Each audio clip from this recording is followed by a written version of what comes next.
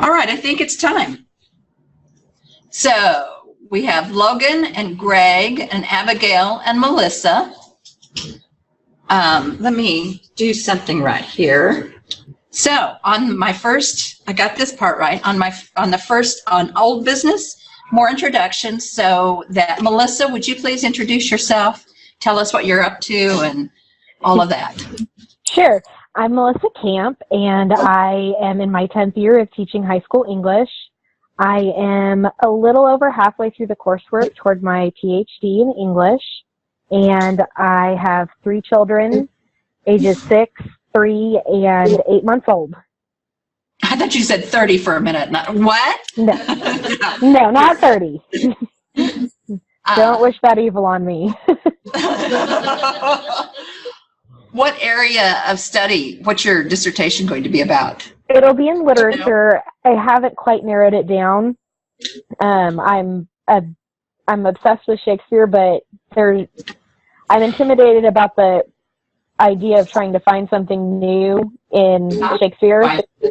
You could find something. Yeah, and I'm also kind of in the wrong rotation to take the Shakespeare and medieval Renaissance classes. Yeah. Yeah. So. Yeah, it's amazing how you can come up with topics and sometimes it just happens from, why do you say that? I just disagree. And that's kind of a straw man argument, but it works. That's how I started a lot of my arguments, is critiquing somebody else's. And in fact, that's what Anita Tarr does in her, did I post that? I think I did, about moral agency and the chocolate war. I think it's posted someplace. We'll go over it. She took up, somebody was saying that how, what's his name in Chocolate War? Jerry. How Jerry is so, he's brave because he bucks the system. But she said, no, he's not, and his ethics are in question. So, so it was a really, it's probably one of the, if I could write an article, it would be that one. It's so beautifully structured. And it also has, I believe, screwed in the title. It thinks about screwed and unscrewed moral agents. I can't remember moral agency in the Chocolate War. So it's a great article. And I think I uploaded it. Maybe. Who knows? All right. So everybody, since Logan's gone. Okay, but he'll be back. Yeah. Probably. Yeah. Everybody, Christopher, let's start with you. Stand up and say hey to, say hey. There's Logan. Say hey to Melissa. Hey. Hi, Melissa. Hi. Alex. Hello. Hi. I'm Jolynn. Hi. Tell her name. Brian. You want to, this is one of our fine technicians who's working with us. Okay. A technician. Okay. We only saw the back of their heads last week, so we didn't see their faces. I'm getting better. I'm getting better. Mike? Hi, Melissa. We had class together at some point. Yes, we have. Hi, I'm Shay. I'm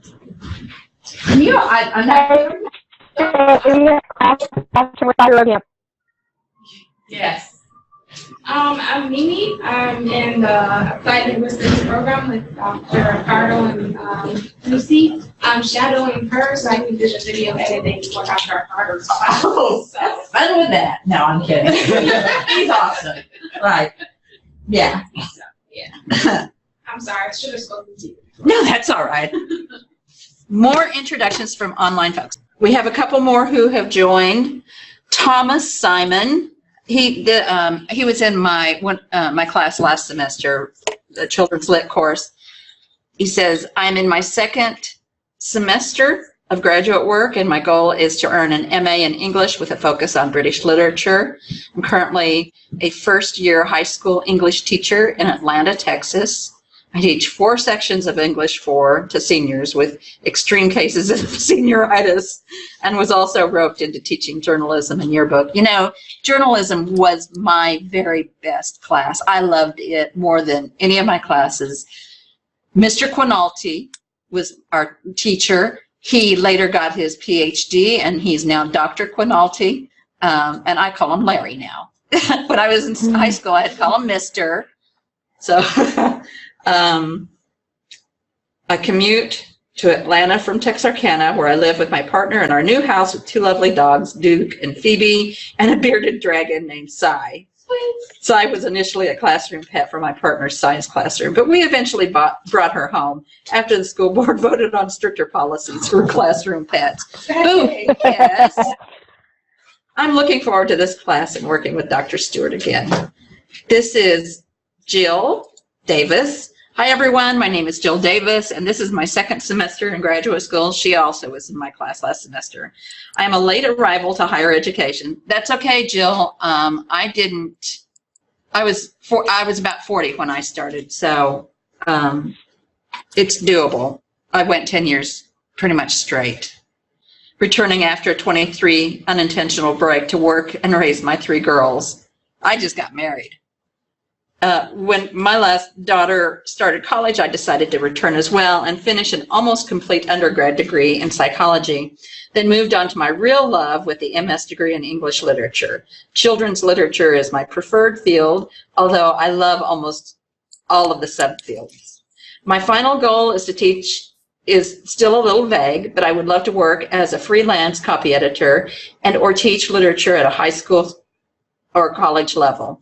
Best case scenario would be writing and publishing my own works, and I'm hoping what I learn in accomplishing this degree will push me in that direction or tell me to run the other way. I'm also taking text and genders with Dr. Reed and sociolinguistics with Dr. Lee. Well, you have a load, because this class is, what are you saying, Melissa? What you saying? No, I'm fine. I took 9 hours last semester and should have learned my lesson. Okay, this semester is shaping up to be a real test of my organizational skills and perseverance. Last semester, I was recovering from thyroid cancer surgery and treatment. This semester should be clear sailing. We're knocking on wood, so I'm up for the challenge. On a personal level, I have 3 grown and amazing daughters who are 31, 29, and 19. 2 are also in college, and the most precocious and beautiful 3-year-old granddaughter anyone could ask for. We keep her most of the week while her mom is in school. My longtime partner and I live on a very rural, privately owned working and game ranch in Glen Rose, where he is the ranch manager. Man, I would love to do that, but I work from home as a graphic designer and business printer. My youngest competed in rodeo cutting and anything else horse related for most of her life, and we still have horses and enjoy riding when we can. It seems my granddaughter has now caught the horse bug too. I'm an avid Game of Thrones fan. Winter is coming in April, finally, and travel whenever I can. Well, I have a horse. Jill, he's a beautiful spotted saddle horse, not saddlebred, but a saddle horse, which is different. And he just recovered from his 3rd round of colic in 3 years. So, whoa! He's draining my pocketbook so friggin' fast. That's expensive. Yeah, he gets these when they have to do it, because he does everything full on. So he goes into full colic, and they have to give him these bags of saline that run about $70 a piece, and he gets 6 at a minimum. So that's the beginning. And then everything else. Danielle, did we? Nope, we didn't meet her last time. Hi all, my name is Danielle Poole. I'm majoring in curriculum and instruction and getting a graduate certificate in studies in children's and adolescent literature and culture. I am a little over halfway through an awesome guy named John. We have 2 children, 7-year-old John and 5. You know, you have 2 Johns in your family then. Did you mean to name one after the other? I'm kidding. And 5-month-old Charlotte. I'm excited to start this semester. And so welcome, Danielle. She was in my class last semester as well. I do want to say to those of you who are getting your master's degree here, and you'll end up with 18 hours of English courses. A lot of times it depends on your school, but with that master's, you'll be able to teach dual enrollment. And I suspect some of you, that's what you're wanting to do. So just keep that in mind. And I don't think I can add anything else. I think is that it? Oh no, Emily. Sorry, Emily. Hello, my name is Emily, and this is my 2nd semester. She too was in my class last semester. So, yeah, she sat right there. So I guess I'm not so awful, although this is a required class, so the choices are minimal. Last week I had surgery to have my tonsils removed, and I'm still in recovery.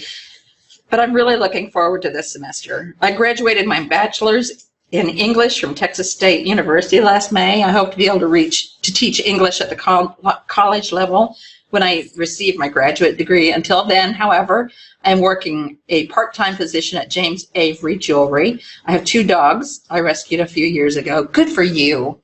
Good for you. And I also love to practice yoga, or rather, doga. I've seen the videos of dogs doing yoga with that's very funny. Naturally, I love to read, and my most recent find is Where the Crawdads Sing by Delia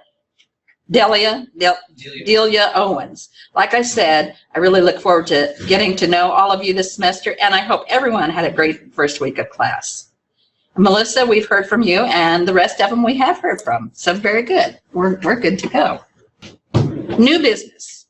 First Friday, and this applies to all of you online, pass it around. All of you here, masters, PhDs, it doesn't matter. All right, here it is. So, hello, grad students. I hope your first week has been uneventful, really. You know, that the curse is, may your life be interesting. Give me uneventful. I write this email because I'm working on a plan that will hopefully help you as you complete your studies in all of our graduate programs. Toward that end, I'll be putting together a First Friday wherein I and other faculty will meet with graduate students on Friday afternoons after our department meeting. Our department meetings start at 2. So I'm giving us plenty of time for our department meeting, even though they only usually last an hour. Our first informational meeting will be on Friday, February 1, from 4 to 5, maybe 5:30. I don't know. It just depends. I'll let you know the location as soon as I figure it out, but it will be in the Hall of Languages. After the informational meeting, we'll adjourn to my place for First Friday, potluck happy hour from 5:30 to 7:30. This is, that's okay, yeah. This isn't mandatory, but I hope you'll attend. In the informational meeting, we'll answer students' questions about the program, the process, master's and PhD, and other questions you have to the best of our knowledge. The second part of the meeting will be a focused event, talking about backwards calendars, things you might know regarding the graduate program, clearing up myths, workshops on the job process, your questions, and so on. I'm looking into holding the informational meeting in a room that has technology that permits us to perhaps communicate with the online grad students who generally don't have interaction with our face-to-face students. That's not going to happen this time, but it might happen the next Friday, and if it does, I'll probably do it right in here. So the grad students we'd all meet over here. It won't be recorded, but this way grad students can zoom in and online students, and we can have some interaction for once. Attendance at the informational meeting are TAs and GAs. It is, after all, not a huge time commitment, and you can plan ahead, for as the title suggests, it will occur on the first Friday of every long semester month. We'll adjourn that meeting and go to my place for the real first Friday happy hour. Please bring goodies and beverages, and I'll provide something as well. But mostly a meeting place with running water and bathrooms, hopefully. One never knows what will go wrong at my house. Some faculty will attend as well. Attendance at this meeting is purely voluntary. We previously used CGAD as a platform for meeting. I don't know if if we will continue. CGAD and EGAD, it is English Graduates Academic Development. And then the S was added to add Spanish to it. So we've had that for a long time in place, officers and everything, but it's fallen to the wayside. Much of that's my fault because I was not healthy enough to handle it for quite some time. I don't know if that's what will continue. We'll talk about that at our first meeting. That's be thinking of what you want from faculty, from the program, from some kind of organization, and from each other. Stay safe and sane, and I'll see you Friday of next week. So is anybody interested in attending? Shay, yay! I really, like I said, that for the THGAs, it's required to attend the informational. But I intend to have a social, let everybody get to know each other. It's food, whatever you want to drink, BYOB, because I am on such limited funds after colic. And so I can't really afford too much, but I can provide a nice warm home, even maybe a fire in the fireplace. Ooh, wouldn't that be nice? Comfy sitting. My house is pretty comfortable. I'm remodeling it myself, so it's a little bit in disrepair, but working on it. So I hope you will come. I would really, really love to see you.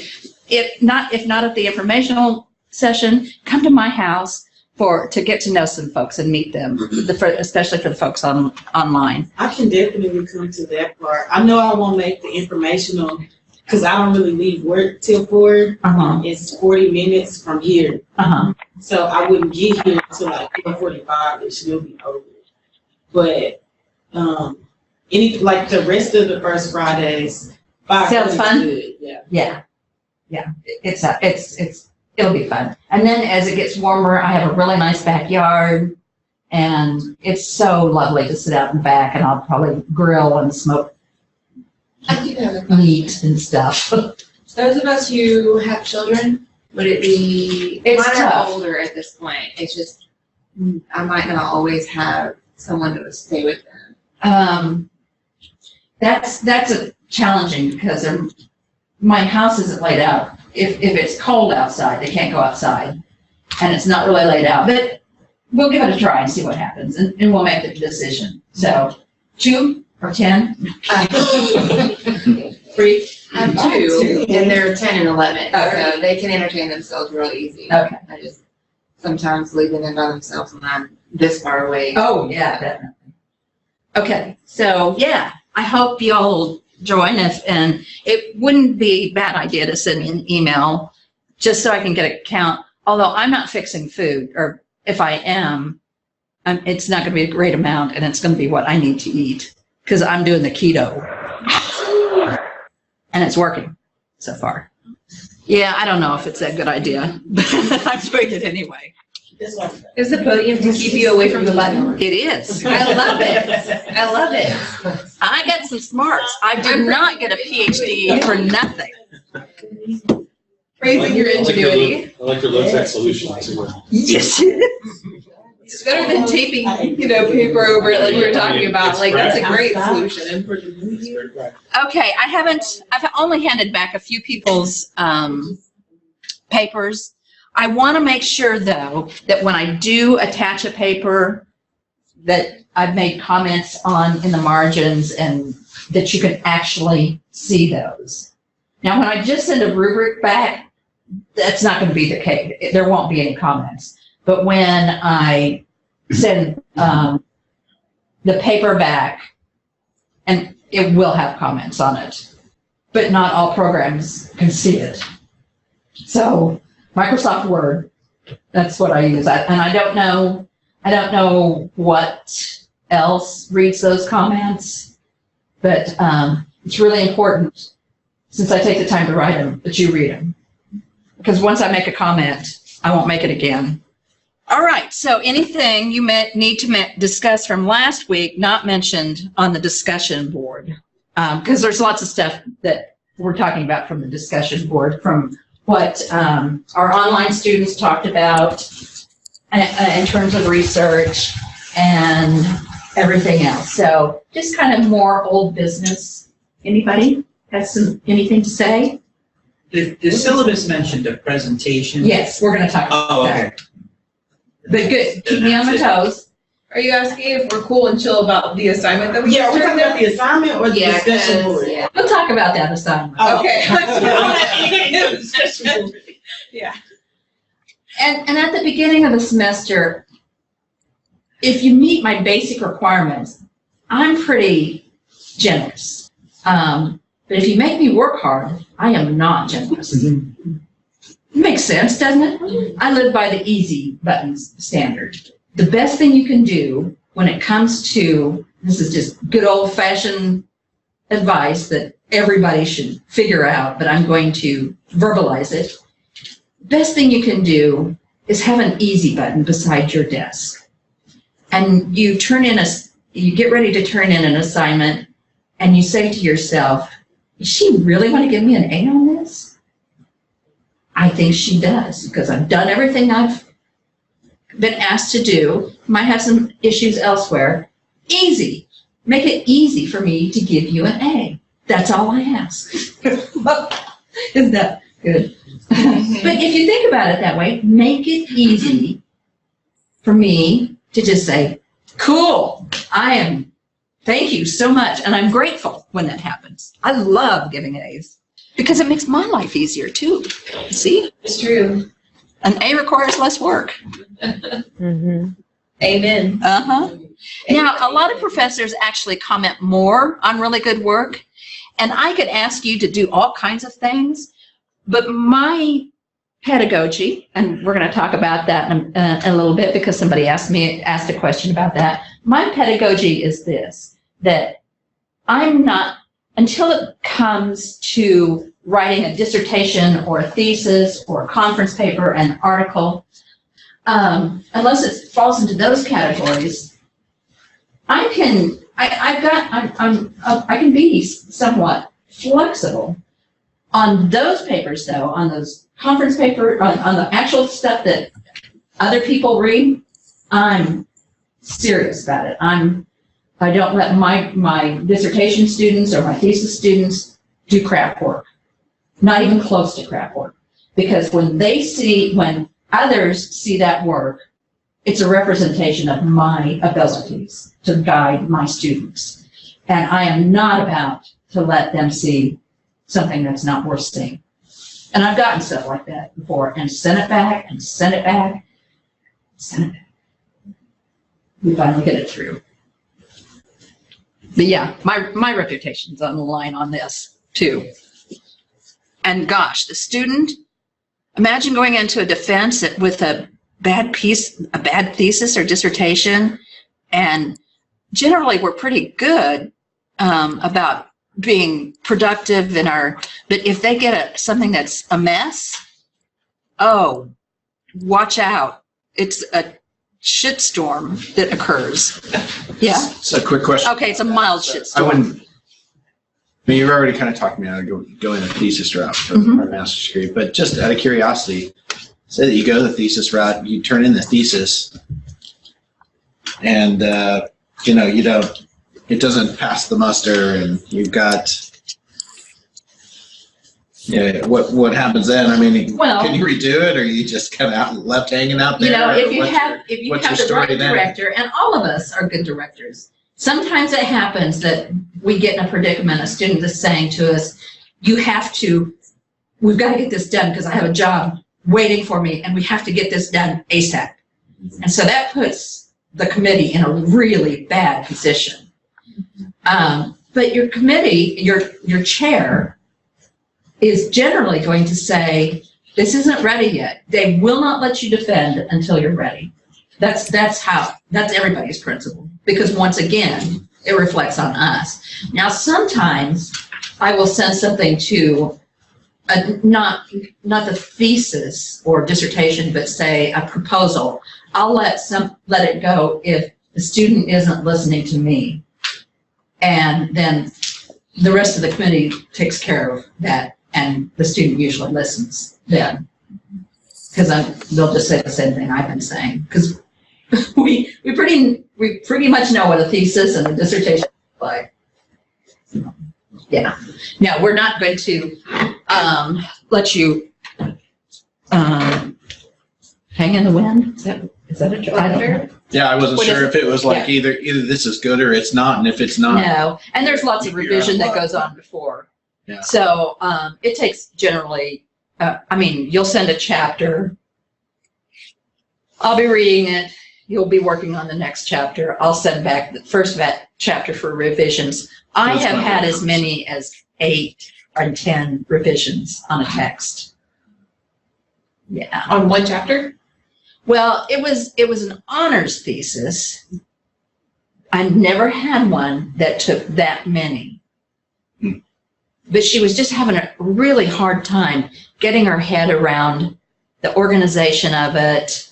It wasn't easy for me to get all of it figured out because it wasn't always so easy to read. Does that answer your question?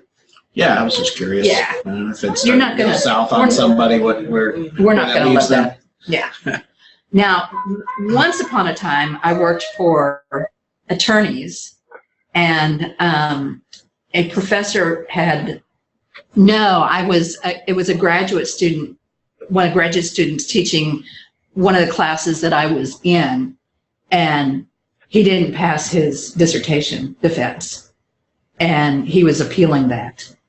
So, it happens. It doesn't happen so much here because we work so hard to make sure everything works right. How you guys doing online or streaming? How's my streamers?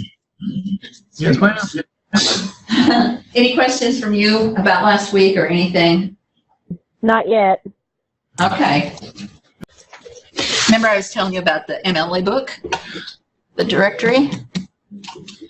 This is before the internet, and it's 1974. So what year are we in? 2019. How many years does that make? 26 plus 19. So think of the scholarship. 44? 45? Think of the scholarship that has developed since then, and if they put it in print, what it would look like. So just take a look at how this sucker is organized instead of using the databases. Because there weren't any such thing. There wasn't any such thing. So you'd look these up, and then you'd have to go Track down to the library. Go to the and stacks. try to find them. Go to the stacks. Is that not daunting? You couldn't even ask Jews. No. And, initially, people who wrote a dissertation or thesis, they made a mistake. They weren't typing on computers. Oh. Think about it. And when there was a point that I typed a dissertation for a woman who just was finishing her dissertation, her PhD up, and she had done a linguistic study of medieval words, and she paid me to type her dissertation. Now, it was the early days of computer typing so that I could keep it on a disk and make revisions. But that was the early days. And our disks were this big. They were skinny. They were thin. It's nicely organized. Oh, it's beautifully organized. Yeah. So we have signups for presentation. What I need for you to do is, I've got 3 dates. Look on the calendar. I've got 3 dates. Send me your first, second, and third preferences for which for the days. And you'll see how many are presenting on those particular days. And those presentations, we'll look at them in a minute. They're not difficult. And people who are online, my streaming colleagues, you could present yours online, or you don't have to, because that's it's kind of weird to present streaming, I suppose, but I guess not, because I'm presenting for 2.5 hours here, streaming to you. So email me. today you'll tell us the dates, and then we just. It's on the, so we can just send it, like just send you an email about which dates we want? yeah, and I'll show that to you in a minute. Well, I'll show it to you now. One of the days is the day that we're here, but everybody in the Metroplex is on spring break, right? I think that's day number 2. Oh, really? Yeah. Yeah, they moved us. Because I'm supposed to be on a mission trip on that. I'm coming home from a mission trip on that day, so. Last year, our That's spring my break notice. was a week earlier, or a week later. It was late. A week earlier, yeah, and then they moved it back this year. Keep you on your toes. In case you didn't know it, if you're on a screen like this, you can hit Control F to find stuff. All right, so 4/25. Oh, the 5th of February. Week 4. Week 4, February 5th. Week 9, 3/13. Week 11, 4/3. So 2/5, 3/13, 4/3. Now you all have to present physically. You don't get to just upload it. I know, that's on that. The people online who don't present streaming will have to come up with a presentation, and I'll illustrate it in class. So it needs to be good. It needs to be something that I can show to the class, and we can get what you're doing. So it might be a PowerPoint, or it might be, you could do voiceover PowerPoint, or a movie. Probably not. But remember that it's on some, if you want to present on some aspect of research, whether it's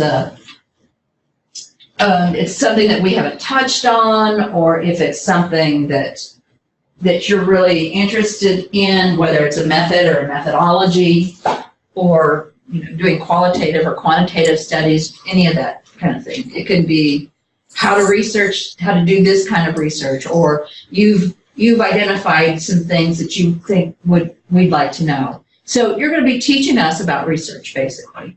That's what I'm asking for. Greg, did you say something? So we pick those topics. Those are topics that you give to us. We find those topics ourselves. Is that? Yes. Wait, is it over a topic or a method or methodology? I'm confused. It's pretty wide open, actually. I don't want you to present a literary analysis of anything. I don't know. Could we focus on a particular theory? Or? Yes, most definitely. You could tell us about a theory, because we're going to be going over some of those theories, although that's not so much course is about. But we're going to be talking about some of those. So yeah, if you wanted to talk about white trash studies, have at it. Yes, there is such a thing as white trash. There's such a thing as an academic pornographic studies, food studies.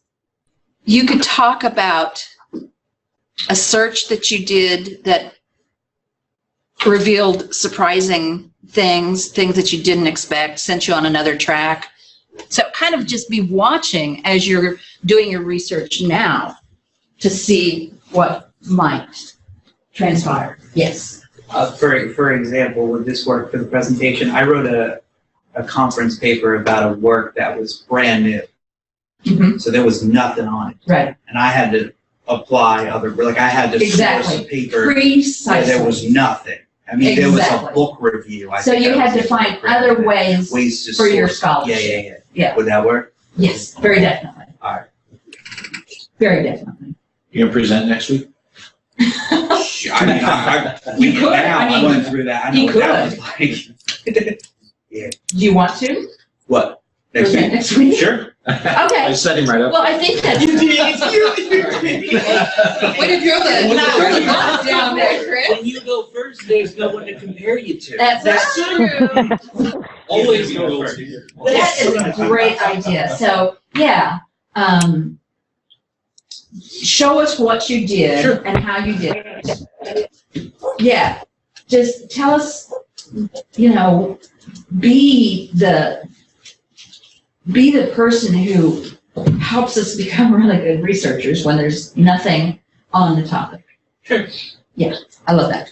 Awesome. So we don't have presentations next week, but we do now. I think I'm so glad. Thank you. You're welcome. So, you know, that's a really good start because I'm going to be very receptive to this presentation because it's really, so he could do crap and I'd still be really receptive to it. So I actually helped you. I think I bar is, I trip over the bar to get things over. I guess I should be an academic stand-up comedian, right? If we come up with Dr. Stewart, we can just email you. Make sure it's okay. If okay, Yes. Is that okay? Yes, just email me. And I'll do my best to, I might, hey, no, what I'm going to do is I'm going to send out a doodle. Do you know about doodles? No, ma'am. It's a way to set up a calendar. And then you can actually see who is doing what when. So I will do my very best to remember to set up a doodle. You'll go in and we'll go with the, I'll give you the instructions as to how many on what days, and we'll go from there.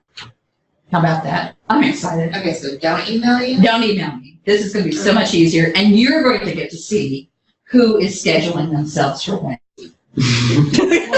I like the middle. Nobody remembers the middle. Guys. I need 2 or 3 minutes. Right before. You know what? You could take 20 minutes of any topic that I address in this class. I'm giving you these kinds of presentations. So when I take you later on today, this evening when we go into a database, if you have an amazing database that you think we should know about, that's your presentation. What else are we talking about today? Well, I'll try to remember to bring that up. I'm also going to try not to talk as much so that our streaming friends can actually participate in the conversation. And I'm going to slow down on my talking. Okay, so folks online, on the discussion boards, remember to follow the rubric that's there. It's very specific. The first one, I didn't actually, I monopolized the lecture a great deal. So there was a lot of things you could add from what somebody else was saying. So pretty much it was a repeat of what, I saw a lot of repeating what happened in class. Some folks gave me some really good stuff though, and we're going to be talking about that in class today. Gave some great tips. So, and I'm bringing those up today. So just remember, use the rubric. I create rubrics. Sometimes I'm late on it, I know, but I've got the next assignments ready, so we're good to go. And I'll be talking about that in a moment. Do you notice there's a lot of prep work for this class? We haven't even gotten to the class today, really. Talking about everything else. With this assignment, I would like to know what your challenges were. Greg, did you have any challenges with this assignment? Yes, ma'am. I had to, I'm pretty used to literature reviews in my previous work, but I wasn't sure, I guess a lack of confidence on the bibliographical essay. And so as I got to looking for them, and I wanted to zoom in on a specific topic, as I tried to look for something under a specific topic or an area, I really struggled to find something. So I had to kind of expand out, and that took me longer to do that than it did to sit down and write what it was that I had. So that was my biggest challenge going into it. Yeah, that's one of the things about research. It is hard sometimes, and it takes a lot of time. And you get I get distracted in my research and think, that'd be a great project to write on. And, but it is so time consuming. It gets faster as you go, as you learn more of the tricks of the trade, and as you learn how to read articles. It would take me an hour and a half to read a 20-page article previously. It doesn't do that. It doesn't take that anymore. Because I know what I need to know and what to look for in that article. I start with a works cited because it tells me a whole bunch of what I need to know. It tells me if I'm familiar with the topic, it tells me if they're citing the people that they need to be citing. So for instance, I saw an article on invisibility and young adult literature that was published in 2009. I published an article called something that had the part of the title was Invisible Bodies in Adolescent Literature. That person did not refer to mine. Should have. I referred to Invisible Man. She referred to Invisible Man. Some of the ideas were there. When we're going to talk about the literature review, she should have said, Stewart also discusses invisibility regarding race and young adult literature, but my work differs in this, and so creating a niche, showing that she did the work, the research. She didn't do the research. I reviewed an article for a journal one time because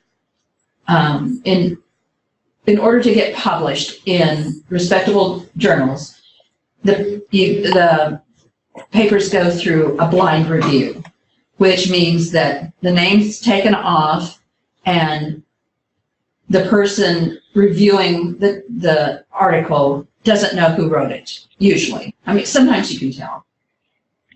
And that way it's supposed to give a more objective review of the article.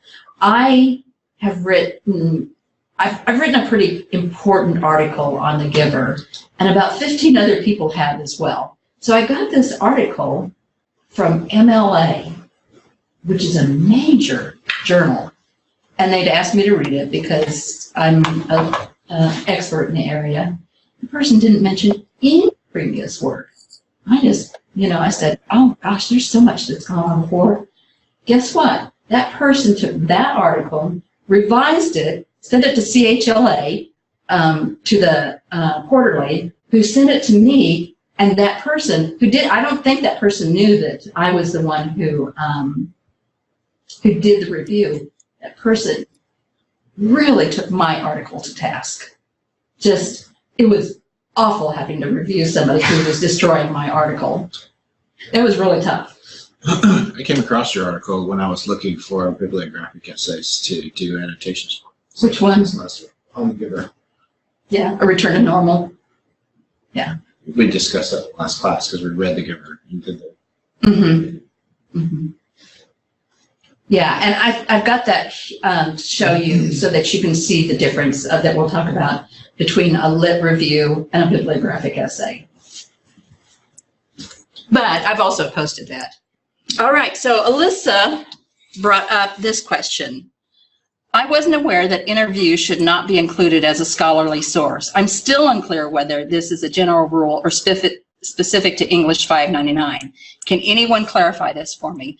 I've used D2L for 2 semesters. I'm still learning. So am I. Everybody has that calendar working for you. I'm a little nervous to use it because if I screw it up, then it screws you up. It's pretty handy. Just as a reminder.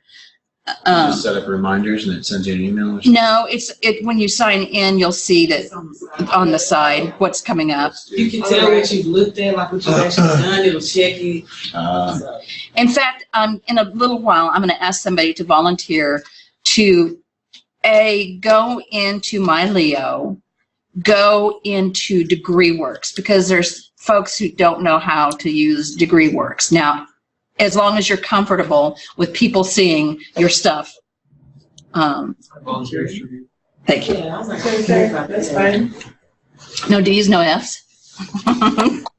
We can't. One of those. We cannot. Not yet. Yeah. And wasn't aware that she had access to class list when sending emails. So that's good to know.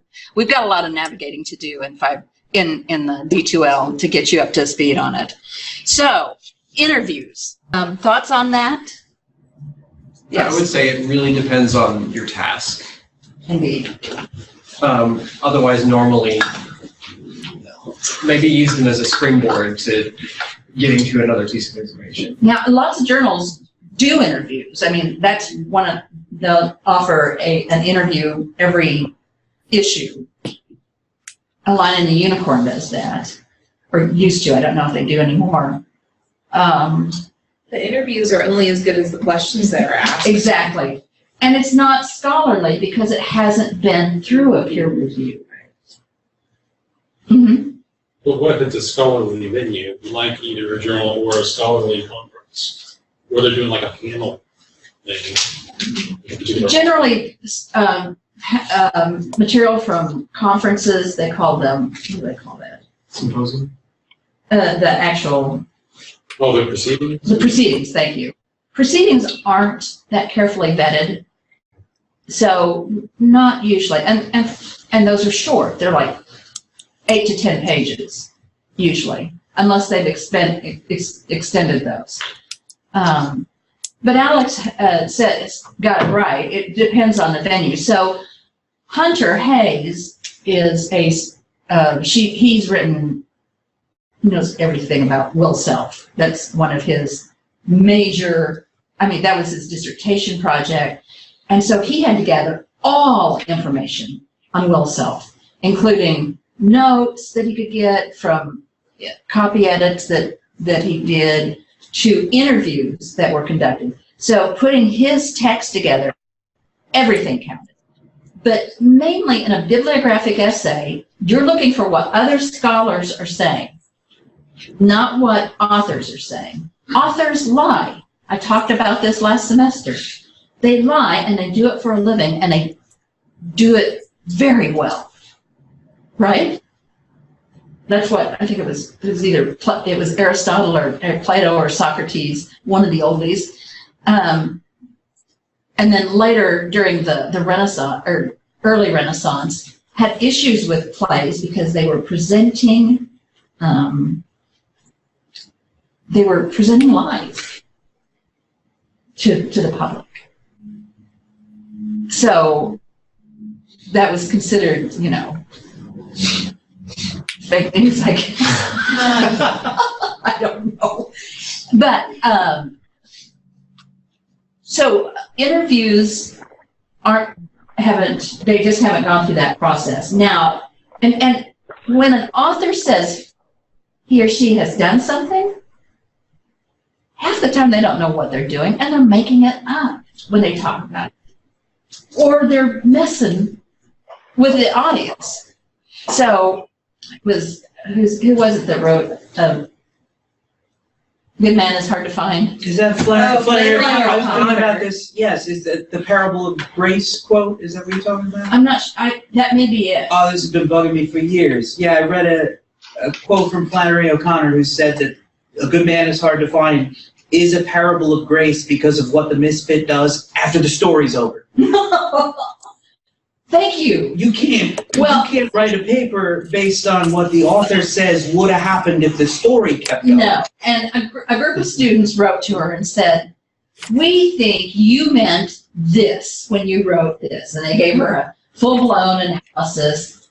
And she writes back and says, no, not even close. Oh. So, but it might have been. And it might have been accurate analytically so that we can't tell what's going on in the conscience. And frankly, I like everybody to stay away from authorial intent because, like I said, they lie. They don't even know their own minds, really, when you think about it. They revise all the time. They tell us about how the characters, I get it started and the characters just take off and they write the story. Awesome. Although I've done that before. So there's that. It depends. In a bibliographic essay, probably not, unless you're doing something that gathers all of that person's work. You can use it in other instances. Make sure your professor is good with authorial intent. Some are, because it's reader response and a type of narrative theory. So as to how it affects readers. But who can tell how something affects a reader? Emily. When the nutty professor, honestly, Emily, did you call me nutty professor? and what do you mean by that?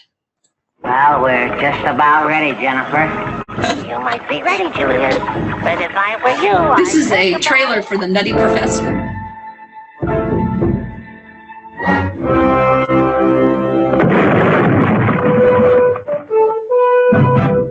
Does anybody in here know who Jerry Lewis was? We don't care if you blab about the beginning of this picture, nor do we care if you give away the ending, but we do care if you reveal the middle. In fact, Jerry Lewis urges you to see this picture from the beginning on penalty of losing your popcorn privileges. Oh, for the good old days. No, Emily didn't really call me Nutty Professor. I did that. Oh, didn't I just go by? When the Nutty Professor asked the class to define English studies, I began to think how I would identify English studies. I think, like a few others in class, I was attempting to think of a very proper and concise definition. And you will have to come up with mostly proper and concise definitions, but then you'll have your list of caveats. I had not considered how broad the field of English studies actually is until the Nutty Professor explained that it has anything to do with analyzing a text. However, I still found myself on Google Books searching for examples and definitions of English studies, and we're going to talk about Google Books in a bit.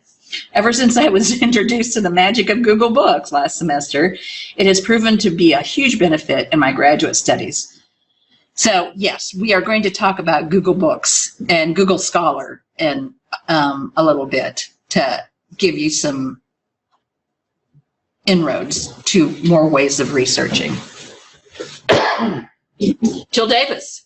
One term I would like a more clear explanation of is pedagogy. I've looked it up and have a roundabout understanding of what it is, but I can't seem to get a grasp of it and how it is used in real terms. So pedagogy is a philosophy of teaching. That's pretty much the definition. My pedagogy is one of, or my philosophy of teaching.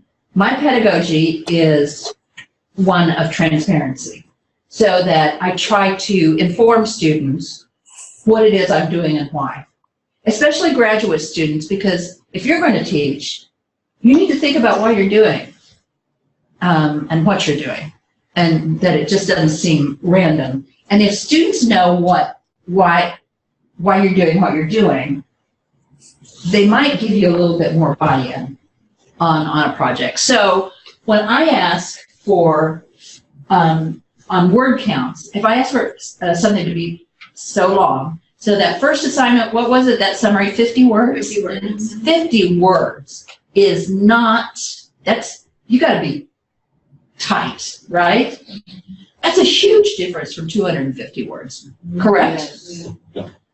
And what I want you to do with that is to be flexible, to be fluid in how you can approach, know when what's important, what's not, and for you to be able to avail yourself to many kinds of writing in those terms. So it might seem random, but I also know what you should be able to get into it. And if you don't get it, then that's something that you need to work on, and I can tell you that. So that's why I do word counts all the time, almost in every assignment. It has a very specific purpose. So I expect more, of course, in something with longer word count. And I can tell you that, and I tell this many times to all of my classes, one of the first things I look at is the word count. The second thing I look at is MLA,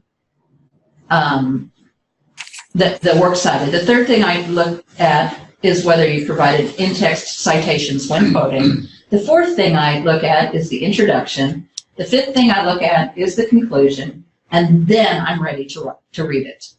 So with that beginning, you want to set the stage for me to be receptive to your paper. Mm-hmm. You give those word counts. So with this paper that we just did, for instance, you asked for 250 words.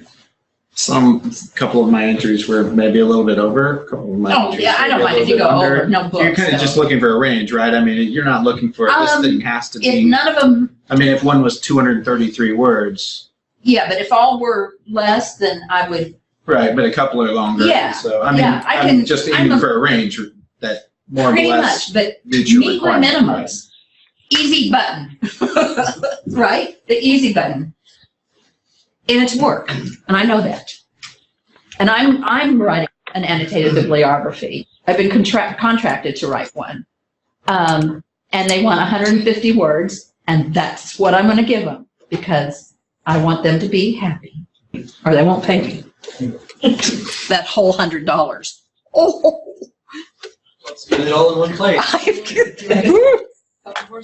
one bag of That's the horse bill, right? Oh, 1/8 of it. Yeah, that was over $800. Yeah, third year in a row.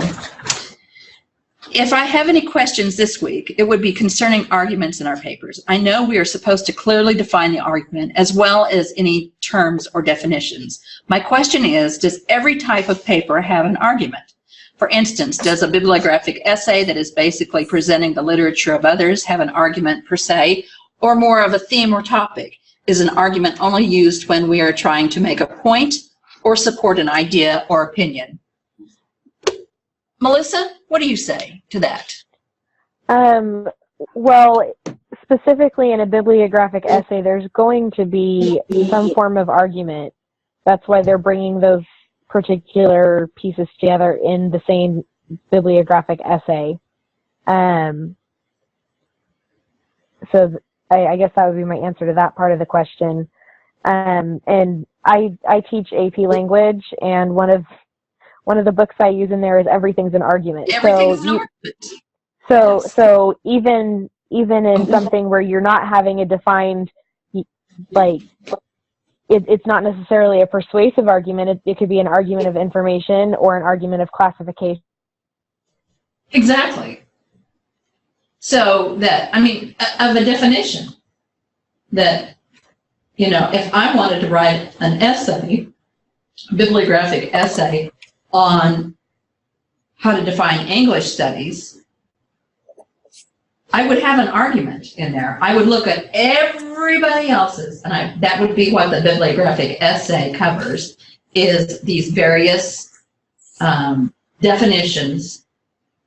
And then, but the basic argument is mine is the best. Or it wouldn't be stated that way. It would be stated, perhaps scholars of English studies should reconsider their notions of what English studies means. Thus, I offer the following. Yes, Mike? You look like you wanted to say something. Well, in some of the articles that I was reviewing for the bibliographic essay assignment, I was going back and forth as to whether or not it actually kind of met the criteria. There was one about historical analysis or historical scholarship analysis of literature, and I went back and forth with that one so many times. But now that you say that, he actually did kind of make some of those kind of like some of those moves. You know, he said rhetorical. this author defines it this way. I would suggest this, and so I think it ended up being in the criteria. But I did that with a lot of the articles I chose. I was like, does this? I don't know if this really meets the standard of the bibliographic essay. Yeah, and I actually, this assignment's going to take me a little time. I know a lot of the bibliographic essays that you've written on already, because I looked them up myself earlier. But if I see something that I don't recognize, then I have to look it up and see, because it's really easy to cross over into that scholarship, review of scholarship or review of literature, and a bibliographic essay. Did my explanation online help that I typed up for you? The one with the giver? The giver was yes. Okay, so the giver was a literature review. Establish a place for my argument. Mostly, you're going to have a bibliographic essay. And by the way, all the assignments that I've assigned are things that you will be doing throughout your career. So I suspect, Mike, when you take your exam, what that's called, comps, when you take your comps, you will be writing a bibliographic essay, I'm guessing. You might write an annotated bibliography beforehand. People who write theses, same thing. People who do 595, same thing.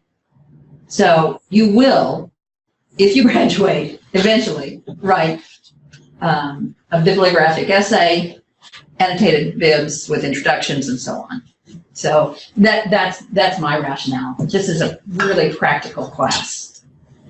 My problem, like, with distinguishing between a literature review and a bibliographic essay, like with the explanation that you synopsed all of this, was that if it was in a greater work, or like if it was part of a dissertation or a thesis or something like that, because I found one in particular that was not a part of any of that, but at the very end it said this review of literature, and I'm like, but it's a bibliographic essay. I didn't know if that person just didn't use the term bibliographic essay. Okay, so but it is a review of literature, right? Yes. So technically, it's fine to use that term. Okay, cool. Because I used that one, and I was like, I'm going to take a chance. Yeah, it's not a part of anything else. See, so. words. Right.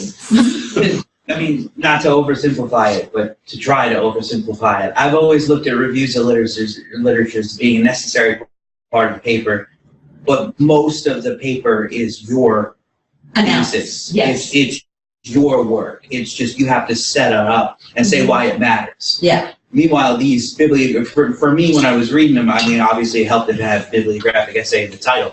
But yeah.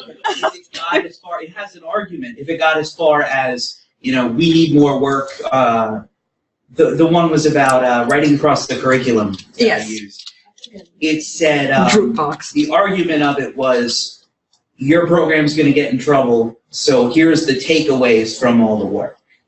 It didn't analyze it. It didn't present. It wasn't a paper about what to do and how to use this information. It was about here's the information that you should know, and stopped. Yeah. So that was kind of my criteria. If it looks like a review of literature and then just stops without the paper part of it, I think it counts. So it's almost like if you're not taking a stance, then it's just a lit review. Yeah, like if you wanted to do a neuromancer paper, right? And you would have to read a whole bunch of neuromancer papers, and you'd have to say, like, I want to say this one particular thing about Molly Millions that no one's ever said before. You have to go through what everyone else did first, give them broad overview, but most of your paper is what you wanted to say about the character.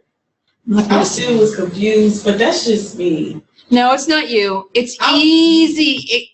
It gets kind of swirly. And I was Googling, like, not just a little bit. I kept trying to redefine what I thought it meant, what the differences were. And so finally, look, my grade would be my grade. I went with the one. And then I'll help you. I was just like, this, if I'm reading this correctly, this could be. You just gotta, at some point, you just gotta help identify. An argument that there's an argument. Yeah. Right. And that's really, so it was difficult for me because I spent so much time I read way more articles than what I had to use. Of course you I did. just didn't know. Like, I was like, is this one? And then I would read it, and then when I would get to the bottom, I'm like, they only had like 5 resources. Yeah, that's the that argument, or even if they had 20, but they weren't like within that one topic, I was like, okay, this one don't count now either. Exactly. That's a great way of looking at it. But it was still hard for me to decipher sometimes, because even when you posted yours and you were like, you said that was a lit review, I knew that it was, but I could see it fitting the bibliographic essay, kind of like that format. And so I was just like, oh. Bibliographic essay is bigger than a lit review. Yeah. That's one way to tell. So this is my dissertation from many years ago. And it's arranged a little bit different than for talking about the lit review. But 2 things in this, I was talking about genre and how it works ideologically. So here I talk about genre. Use value is, I don't know. I mentioned Thomas Beebe, ideology of genre. I mentioned Hollindale. I mentioned Zipes, Hunt, and I problematize most of it. Stephen Chudy and Diana Mitchell. So all of that part is a mini, it's the first chapter is mostly a literature review setting up for the scholarship that I used has standing on the shoulders of giants. That's what that chapter is about, is bringing in the go-to scholars, the ones who have studied this, who are specialists in this, who have published on it, who know their stuff. And that sets the stage for me to talk about it in the rest of my dissertation. And I will go back to these individuals throughout the dissertation. And then each chapter, I will bring in new individuals. So when I talk about dystopian fiction, then I bring in scholars who talk about dystopia and children's literature. So that's one way to think of it. So it's like an informational text? Yes. Okay. Purely informational. Okay. Purely informational with an argument to it. But is it a new argument that you have to make, or can't you? It needs to be based on, it needs to evolve, that research you do needs to have a new idea behind it, because what you're doing with that bibliographic essay or the literature review is saying, I've done my work here. I'm going to call myself a specialist. I know this, and I'm telling you that I do. I also know, although it's impossible to prove a negative, that nobody has written about this topic within. And that's what I'm going to do, because see, none of these people do, but I'm going to. And that's what makes that's the so what factor. Oh, okay. So when you get ready to start on the actual process, Hunter will probably ask you, well, first thing you do is create a bibliography of text applying to what you think your argument might be, because you don't know your argument yet, probably. And then, so you gather those texts, and this happens with a master's as well. You gather those texts. He might or might not add more that you need to read. And then that's preparing you to take your exam.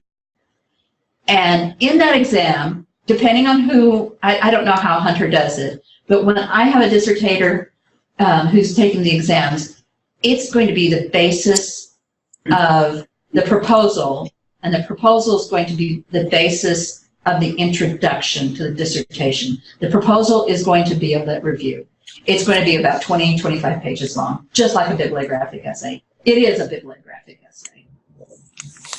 But when it goes into the dissertation, it's a review of literature or a review of scholarship. Is that making any sense? Yeah. That makes more sense. Okay. Yeah. That makes sense. It's hard to explain. And you'll pick it up as you read more and more articles and hey, I didn't know, I chose to do really hard work because I didn't know what, for instance, an annotated bibliography was. We get an annotated bibliography or this, and I was afraid to ask what an annotated bibliography was, so I did the harder project, the one that took me longer, when an annotated bib would have been so easy. Well, maybe not so much when I was that age, but I didn't have the experience. Easier. Yeah. It would have been, oh yeah, if I'd only known, and if I'd only been brave enough to say, can you explain that, please? So that's why you need to ask questions. And you're doing a good job of asking questions. All right, so the answer, Jill, is it depends.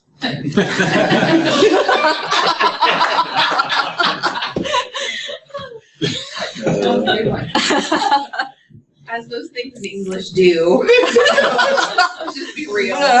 We love an ambiguous. That's right. We embrace it. Caitlin, while listening to the lecture, I wish I would have taken this course earlier. It would have helped me in my previous coursework, such as my film class. I believe, a term Dr. Stewart said to avoid, but sometimes you have to use it. That this class will be challenging, but will be extremely beneficial for me as a student and an educator. Well, hopefully you've already found it somewhat beneficial, because you're going to get all kinds of, I don't think folks do actual writing tips or grad school tips in anything else, in any other classes. You kind of pick it up on the street, which means that you're getting inaccurate information frequently. You know, like this about hearing about sex on the street, not right. Don't believe it. So that's this class. I'm really, really striving to make an effort. And I don't know if I talked about this earlier this semester, which would be last week. Don't say it Don't say it like that. Oh my gosh. So I plan to retire in about 5 years if my course doesn't call it too many more times. And, I was made director of the master's program, and I was a couple of years ago. I still wasn't up for it, but finally I have my joy back in my life. And so now I'm ready for it, and I'm very, very enthused about making this a most spectacular master's program. And I'm doing all kinds of things, for instance, the first Friday, all of those kinds of things to make this work. And so that's why I'm doing it. I want, my legacy will die. This is my legacy. My legacy will die 5 minutes after I'm gone, because somebody else will take over with new ideas, or somebody else will take over with no ideas and not do anything with it. And who knows? But my job, my joy right now is making it work for you. That's it. I've never had this kind of experience before, so I'm just sharing that with you. Nice. It gives me purpose. Big purpose. Also gives me lots of work. Melissa, you want to talk about yours, please? So I was kind of captivated by the concept of trying to define English studies. And so I went to the database and I did a little bit of exploration, and I found an article by Jeffrey Kane called On the Crisis of Self-Definition in English Studies. and it was really interesting because he used terms like culture war and divided and contentious, basically saying that there's a lot of volatility and complexity in trying to define what English studies is, because everyone wants to define it their own way, and not everyone wants to listen or agree with other people. Right. Man, turf wars are pretty fierce when it comes to English faculty. I think. Yeah, and he referenced another author, and I was trying to find that author's work because there was a quote I wanted to like read the context of, and I couldn't find it, and it made me mad. Who is that? Is that the Gerald Graff word to Richard Oman's English in America: A Radical View of the Profession. Both of those people really, really, really well known in composition studies and English studies. Yeah. Yeah. I wish I could help you. Yeah, I couldn't find the foreword. I found the book, but it was the earlier version, not the 1996 update. Oh, okay.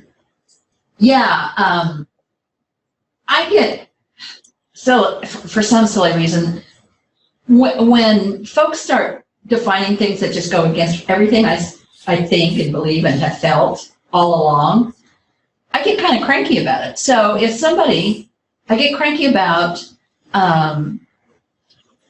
when people call the work, Toni Morrison's work, like Beloved, as magical realism, because it's not magical realism.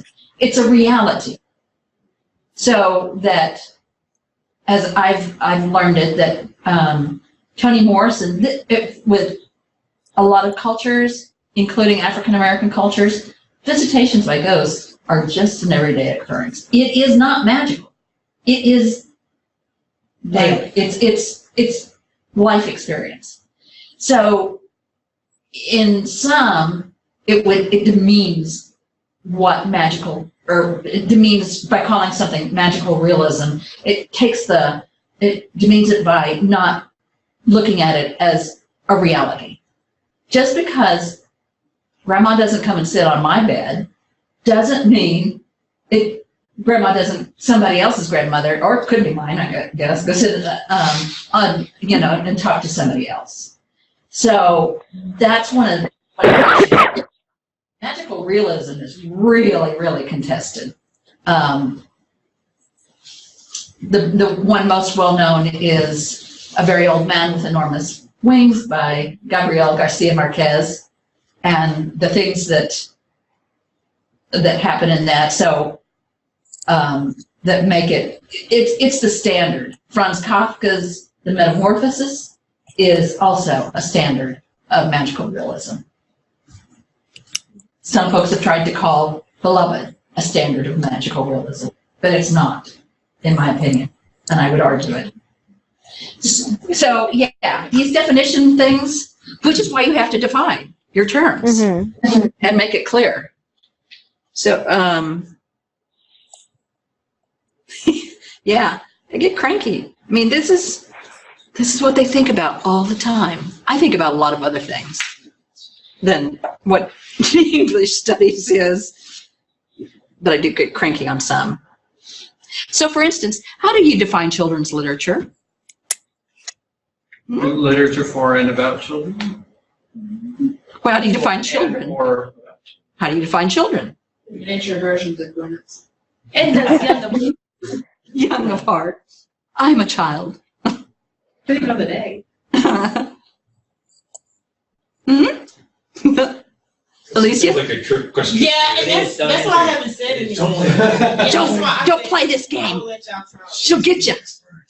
Yeah, and I guess for me, just in like an oversimplified version of it, is I would not necessarily. It doesn't have to be written by children, but I do think no, it's not. Yeah. But when the target audience is for children, that's when I guess I consider it children's literature, when whoever wrote it targeted a certain group of people. So normally for me, those have included children, but they don't always deal with children's issues.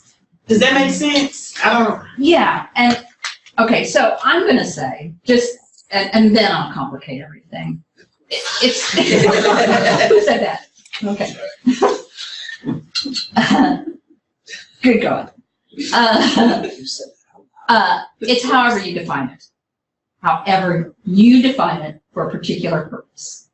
So if you think about being child characters, Stephen King loads his books up with child characters. And I suspect he does it in order to, well, like The Shining, Carrie, Firestarter. It. He uses, what he does is he uses innocence as a way to magnify human existence and juxtapose it with evil. And most of the evils are usually adult characters. Or they might be childlike. So, Mr. Mercedes, anybody read that or watch it? Oh gosh, that is so good. The girl, the female character who works, Holly, she's childlike. She's got this kind of innocence to her. A wry innocence, I suppose you could say. Did anybody watch it? Did you watch it? I didn't watch it, and I read the book. But then I'm not going to remember his name, but Bill? No, not Bill Hodges, but the younger male who was in college. The African-American kid. Yeah, well, what was his name? I forget. Yeah, anyway, he was younger, right? Yes. He actually was. And he had his littlest sister was at the concert. Yeah. Where he was going to blow the stadium. Where the bad adult was going to blow the stadium. More So children. yeah, so he does that. It's not children's literature. I mean, they dominate, but that's not children's literature. We had a conversation last semester about Something Wicked This Way Comes too. Yeah. Thought it would have been a good study for the class, but then we kind of got into a conversation about whether or not it was really children's literature. Well, and Catcher in the Rye was never intended. Salinger never intended that to be for a young audience. But teenagers, something about it resonated with them, and they embraced it and appropriated it. And all of a sudden, it becomes children's, and we're thinking about children's in very large terms. It's adolescent, it's young adult. So then it becomes in that category. The audience determined it then with a very old man with what's the story about the nighttime, the fork, the dog, the something story, Curious. the dog in the night. Curious, yes. Case of the dog. Curious incident of the dog in the nighttime. Right. He wrote that for an adult audience, but it won a young adult award. And he was quite offended. What I think for me is complicating the thing is, right, with young adult, again, I'll separate it from children's because it's skewed slightly. Like the Courtney Summers stuff, that books like Asking For, these are for young adults, but I don't know that they should be reading. Right? Oh, that doesn't mean anything. You know, like and I don't mean to say like, oh, it didn't used to be, right? Would you say Something Wicked This Way Comes to somewhere else? Uh-huh. Doesn't have the content, right? It might be scary. It might have, right? You could read certain interpretations into it that make it a little weirder than it is. But this is overt. This is like dealing with issues that young adults presumably are, but were not written about 20 years ago with the candor that they are now. And they're intended for young adults, so it's. And this happens a lot. I'm trying to find the right one. This happens a great deal with Science fiction. Science fiction is one of those crazy areas because it really, there is no age limit on that. There's no beginning or end. So Ender's Game, what's his name? Orson Scott Card wrote the novel for adults. and it had a hard science cover. Like, that's the cover of mine. Yeah, hard science. But then young adults, adolescents and young adults, saw themselves in that book, just like they did with Catcher in the Rye, and appropriated it for their own reading. And guess what the publishers did? They made it, they targeted it specifically when they created this cover and made the print larger. Huge difference. The pages are, it's the same pagination, but the book's bigger and has and the print's larger on it. So I mean, it's larger in size. Who knows? So that's why I say children's literature, hard to define. But my whole career is kind of based on figuring that out. Does it have to do with the reading comprehension level?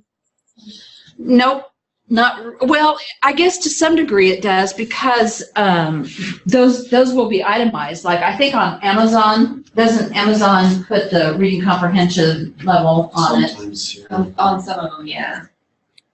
Yeah, and if I want to know, actually, if I want to know who the intended audience looks to be, I'll look at Amazon to see who did reviews on it. So if it's the Times, it's probably going to be an adult. If it's Bookbird, it's probably going to be young adult, children's, adolescent children, someplace in there. So I kind of look at who does the reviews and what they think about it. And the mysterious incident won the Whitbread Award in England, and for I think young adult or young readers or something like that. So it was a major award, but the author couldn't figure it out. He said, I didn't write it for kids, and I don't want it to be for kids because it would diminish his reputation. It's just kid stuff, you know. It's a major award. And major money, I would assume. Yeah. I'm sure it didn't hurt his career. Marcus Zuzak is one of those too. The Book Thief, chilling. And he's kind of one of those crossovers, or I guess it's a cross between country music and and pop. I don't know. Melissa's got the Book Thief right there. Really, Melissa? Yep, right here. Oh, look at you. Oh man, that book hurt.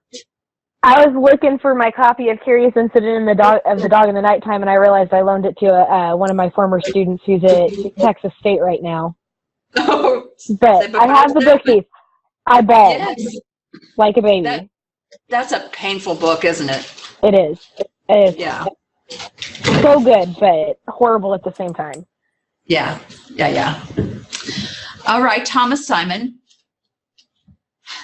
I hope you're finding all of this relevant to bibliography and research that we're talking about. It's hard to tell.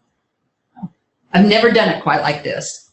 The best part of these research-based discussions is that they allow me to filter some of this down to my own students as I teach them basic research writing skills, which is a big part of the second half of the school year that we are now slowly making our way through. I look forward to compiling information on plagiarism, because we're going to have some major work on that, and talk about gray. Oh man, there's more gray than there is black and white on that one. I look forward plagiarism, as I'm always looking for ways to help my students understand what constitutes plagiarism. They are terrible plagiarists. It's true, but so are college students, so are master's students, and so are doctoral students. I've had graduate students plagiarize me. What? Wow, that's just rude. But like blatant. What do you call that? No, Yeah, like blatant. Yes. That's gutsy. I gotta tell you, No, that's not gutsy. That's just like. That's you already sorry, know. Lee. Yeah, no, I already know. I accidentally plagiarized this last semester with my first semester back, and one of the professors made such a huge deal about, and I was like, I don't know, I don't even know, like I'm over. I was like, ah. It's very common. Oh, it's very common because some folks don't really know what it is. Well, it's a lot of it's ignorance. Not all of it is willful. Right. And then some disciplines don't necessarily stress it as much as the English. Yep. What can you say about that, Alicia? I'm even with my friends. So for some reason, my friends think because I majored in English that I can do stuff in English. Oh, you can. I'm honestly unsure why they think, oh, you want to look at this? Okay. Looks awesome. But when I read their stuff, I'm like, where did you find this information? And they'll tell me, and I'm like, well, why is it not quoted or anything? And they say, oh, the professor don't care. Like, I did this before. I said, I wish. I wish, even if I just forgot it in the work cited and they see it, they're like, I know who wrote this, and their name isn't at the bottom. So I realized that for English, for us, it's as much about the organization as it is about the content, and that's really what plagiarism is dealing with. It's about that organization piece also. So, but every other discipline, especially, I'm not even gonna say it especially, but other departments outside of this one, they're not looking. Let somebody else say it, so. They're not looking at all.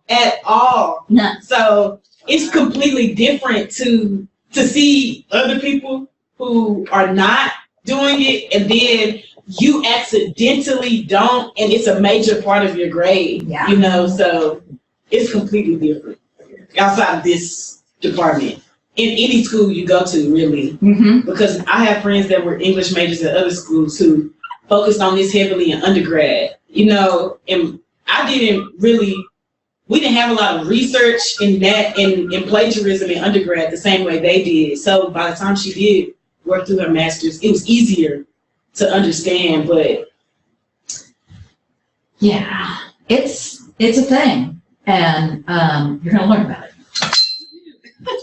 Sometimes I don't even know how to start it, so. You know what? I look back at my work sometimes and I think, oh God, I didn't really write that, did I? That sounds like somebody else's writing. And so I'll Google it. And it comes back to me. Yeah, I'm the one who wrote it. I tend to want to be careful over as my studies have gone over a very long period of time, because I've done them while I'm working full time, is to be careful about the way I make my notes. Yes. To make sure that I do not cite things word for word, even in my notes. Right. Yes. Unless I quote. Unless you put cite quotation it marks. in my Right. notes, Yes. right? So that I don't think that was my thought. And that's what happens. I think that happens pretty frequently, actually. I've done that, inadvertently early on, just taking notes, writing something down word for word, using it, reusing it in a paper, and then realizing, oops. Yeah, I worked in the Writing Center, and that was a big issue for Dr. Reed's class last year. Mm-hmm. Taking notes that are like word for word, something from some other resource, and you're just taking notes, and then you're writing the paper, and you're just like, oh, this sounds good, and you forget that. That was a note that Yeah. somebody said word for word. Yeah. It's tricky. I still get confused. I do too. It never ends. I don't know if it's encouraging. Oh, it shouldn't be encouraging. No. So we're tripping over that bar, right? That's what you're talking about? That's right. Alex, not you, Alex. I would like to bring up a question. It was mentioned that we should not use Wikipedia, which is, of course, understandable. However, is it considered unacademic to use online material that does not come from academic databases? There's a lot of great content online that does not always come from people that went to school for a master's degree or a PhD. This is maybe truer in the case of computer science and security research, which I am more accustomed to, but I would like to hear some opinions in this matter. For instance, if I was to write a paper about internet rights and privacy, my first thought would be to go to the Electronic Frontier Foundation website at that address with an org ending. Even though their website has general material on the topic, their articles are not academic. Thoughts? It depends. You got me. You got me down. It's only second class. How about that? Well, but it really does. Like, it depends on what you're going to use it for, whether it needs to be peer reviewed, and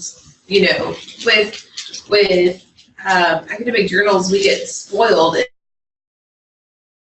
in that most of them blind peer reviewed. Some of them are double blind, and so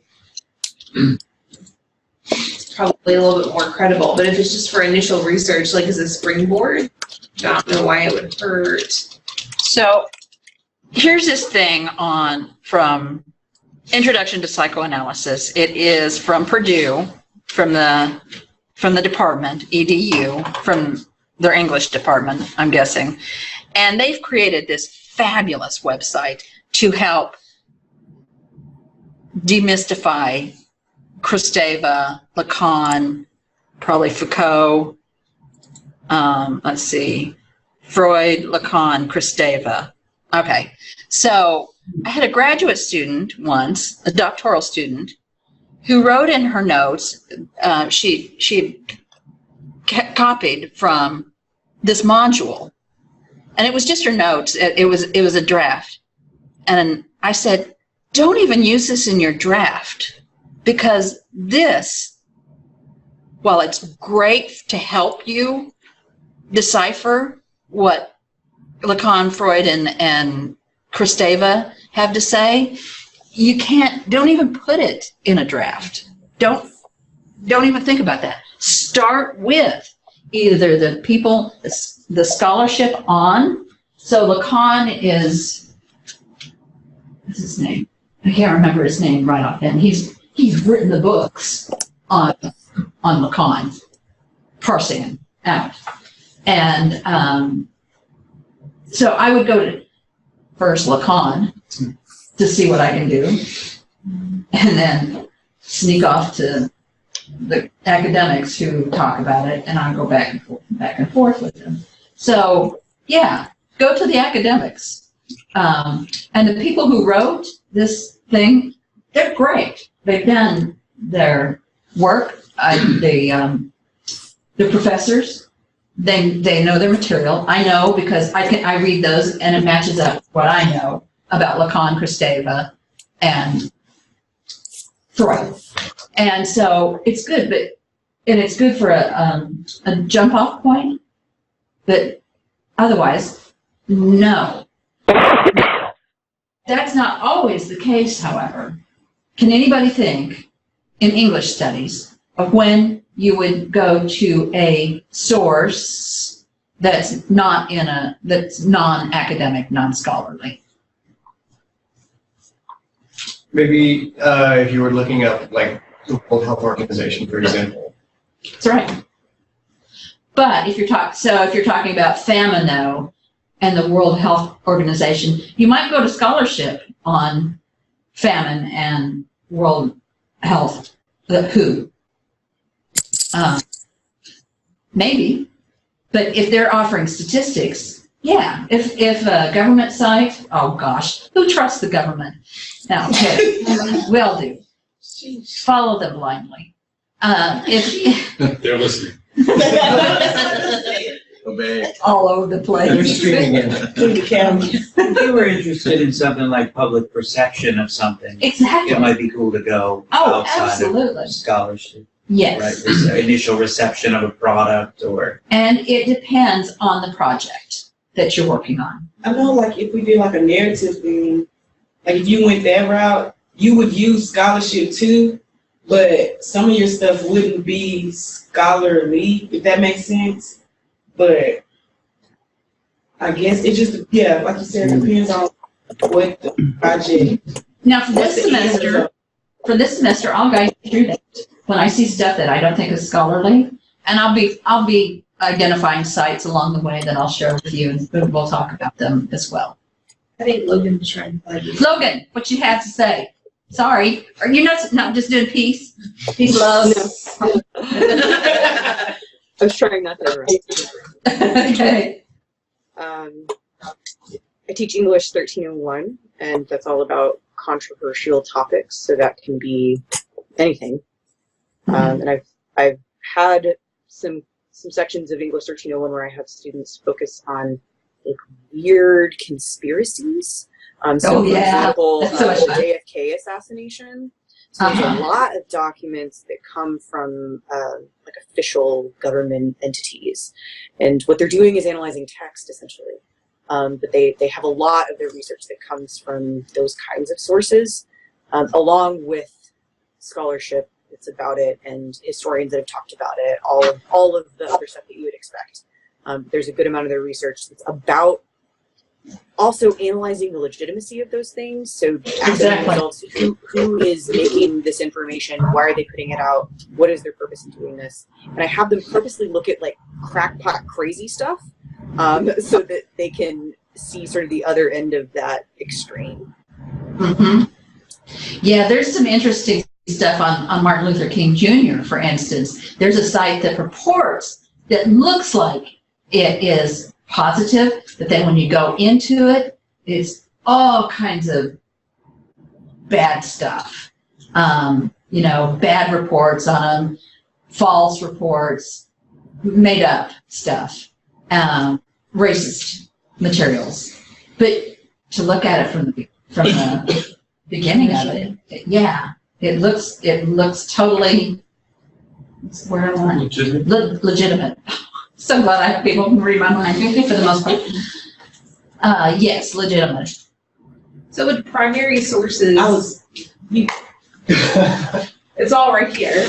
Like, so yes, primary sources too would be like, if they're informing scholarship, then I don't know if that would technically be scholarly, but that would be the thing that you would need to go to first. Sometimes that scholarship comes from.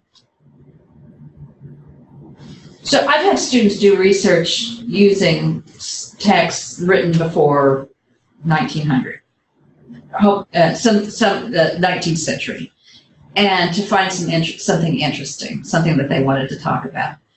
And some of those were scholarly at the time, but of course they've been pretty much outdated by this time. But it's a great place to start. So if you wanted to talk about wandering wombs, for instance, there's some pretty interesting archival texts or archived texts that discuss wandering wombs, which was a theory regarding women and hysteria. Yeah. It's not very nice. But it's like, are all archives scholarly? Like, so things that I find there, that's okay. But sometimes with archival material, it kind of exists in a weird place all of its own. So that if I'm studying dime westerns, I'm going to go to this because they have digitized they're in the process of digitizing their collection. So the full text. Full text, and not only full text, but exactly, which actually sometimes is a little challenging because it's hard to read. Yes, I mean hundreds in there, and I've been to that library and I've seen the dime westerns. I've also seen that when publishers published during that period, they wouldn't. Books currently have to be sliced for the pages to separate, otherwise they're folded toward the outside. And so now publishers do that just automatically because they've got the slicers to do it. But back in the day, they didn't. So when you got a text, you had to literally take a device, they had a special knife for it, and cut it open, each page. So they had an original one that had not been opened, and they opened it for me. Because it's kind of like, well, if you can't look at it, maybe it doesn't exist. Oh, wow. I know. So, yeah, I can't remember what the term for it, but yeah, that's where today, you know, they do in publishing the decal edge, right? Isn't that what they call it, the rough edging? But it's meant to, I think, kind of simulate that. That's what I was just wondering. Huh. The old-fashioned books. I actually have an old book of poetry, a Riverside Book of Verse, and it's pretty big, but from the late 1800s, and it still has, some of the pages are still intact. And you can tell some of them were ripped. I mean, you know, back in those days, everybody had books like that, so you could tell somebody just kind of ran their finger down it. Some of them are kind of ripped into the page, and they were just opening the book to read it. Yeah. And now we look at the, you know. Yeah, so now you know a little bit about manuscript. A little bit more, probably. How did I get on that topic? Yeah. Oh, the question was about what counts as research in those primary sources. Primary sources. So primary sources have their place. So I went to this for my primary. I also went to newspapers written during this time about articles about, for instance, I wanted to know about marriage. So I looked at primary sources books from the 1800s where pastors were talking about marriage or Marxists were talking about marriage or getting these different opinions about marriage, because that's what my paper was about, marriage and dime westerns. And so I went to the newspaper and I found an account where it said, come to South Dakota or something, some state. And we need 100 women to come to our state and marry these young men who are ready to, settle down and farm and they're resourceful and you need to be resourceful too. And, there's nothing about looks, but although they mentioned that the men are handsome, I think. It's pretty fascinating. I've read romance novels that started off like that. Yeah. That's what they used to do, advertise for women to come out. Because it was a rough time and place. I was not one like The Bachelor. Yeah, one girl shows up there, 50 men, they're all vying for her attention. Exactly. Yeah. And you know the Dakotas. Tumbleweeds. I give you tumbleweeds. The Dakotas were awful to live in during that period. I can't say that. I mean, I wouldn't want to be in North or South Dakota this time of year. Yeah, think about it. Horrible.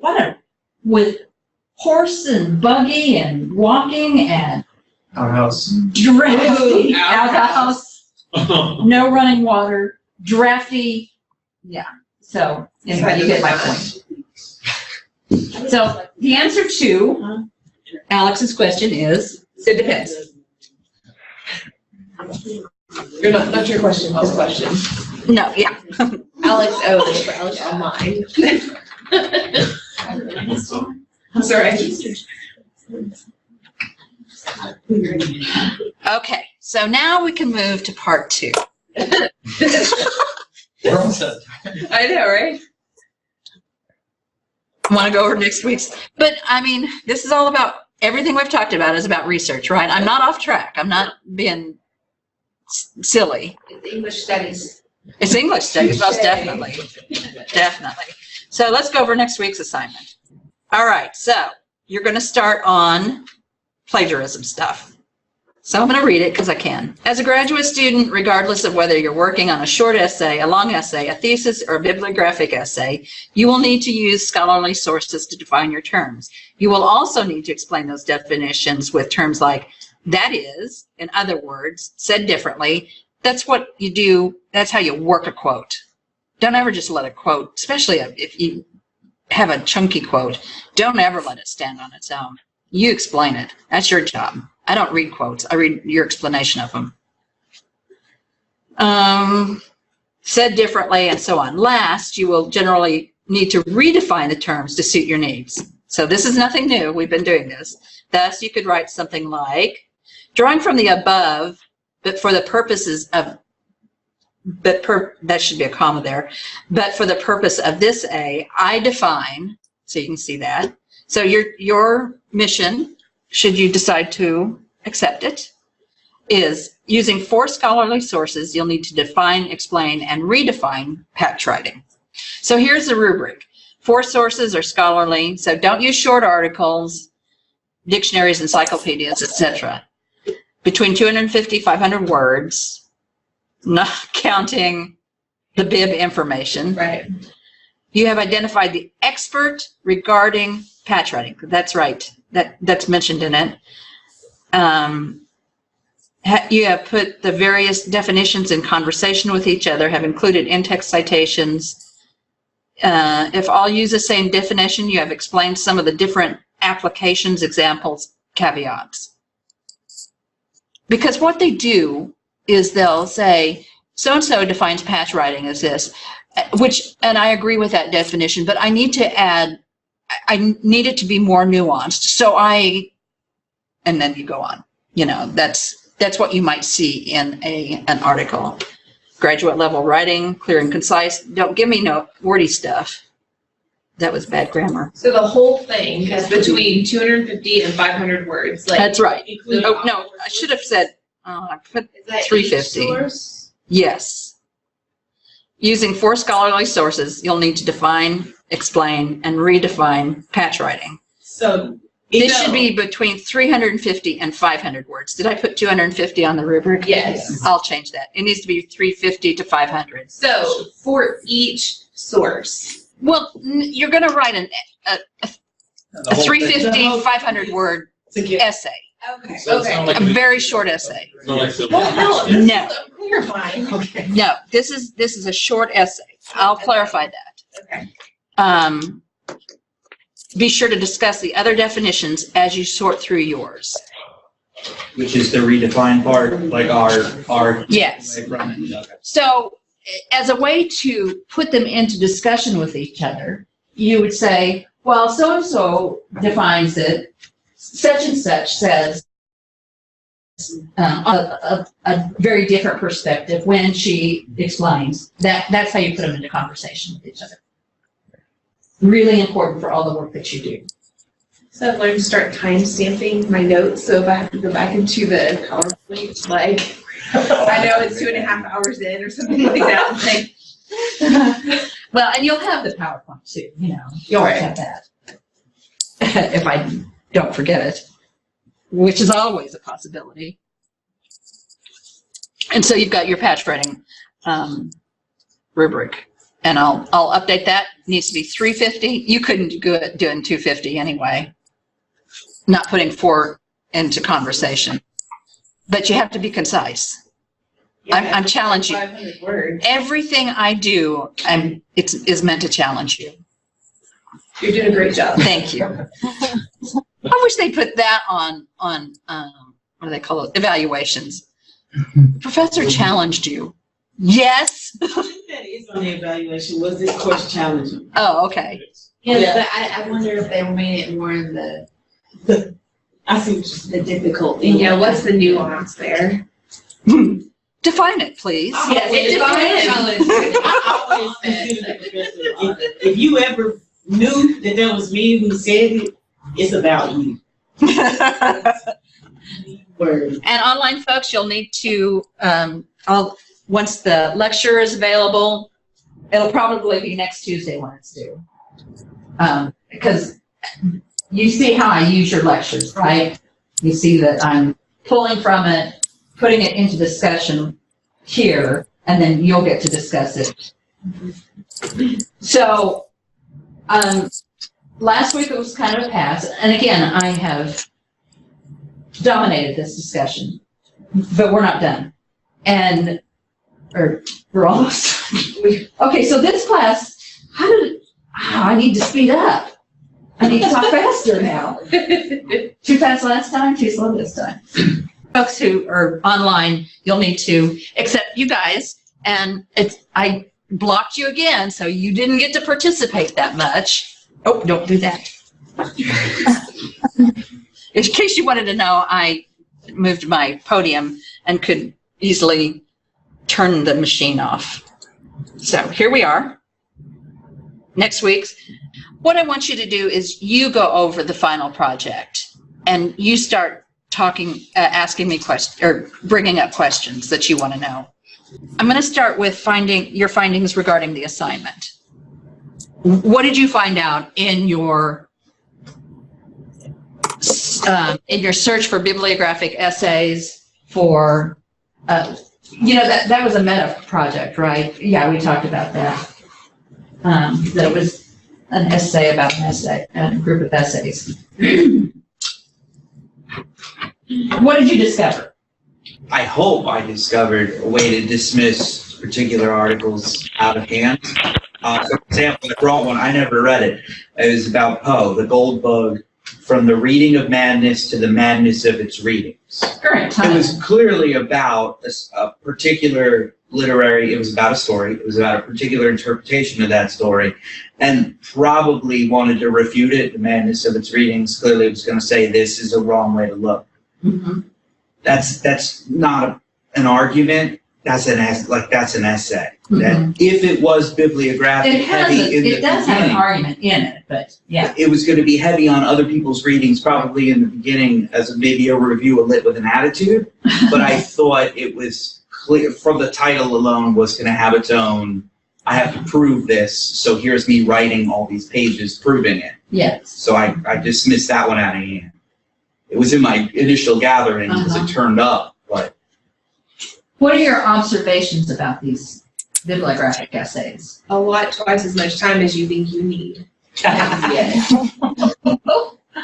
Oh, he disappeared. Melissa.